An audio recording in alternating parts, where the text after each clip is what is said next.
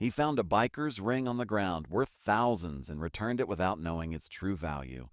Everyone in the neighborhood knew Jake as the big teen boy.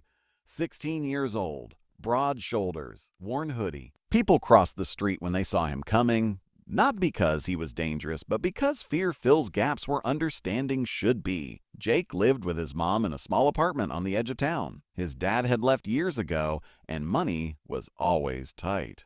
Jake worked after school, lifted heavy boxes at a local warehouse, and kept his head down. He wasn't the kind of kid people expected kindness from. One rainy evening in Ohio, Jake was walking home when he noticed something shining near a gas station curb.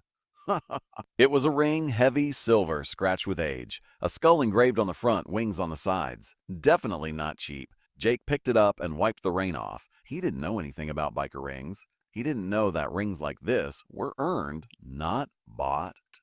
He only knew one thing: someone out there is probably panicking. The next day, Jake returned to the gas station. He asked the cashier if anyone had been looking for a ring. The man shook his head. Most kids would have pocketed it. Some would have sold it online. Jake didn't. That afternoon, a black motorcycle rolled into the station. Loud.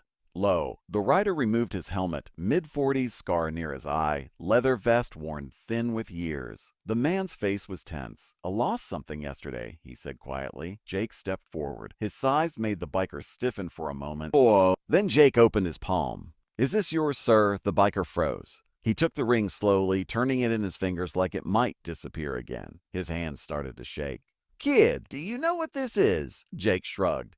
"Just a ring." The biker exhaled deeply. "This ring belonged to my brother. He died 10 years ago. Only thing I have left of him." Silence fell heavy between them.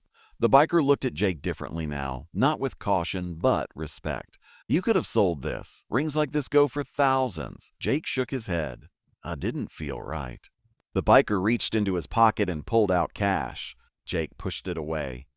"I didn't give it back for money." That moment changed everything. A week later, Jake's mom opened their apartment door to find 3 motorcycles parked outside.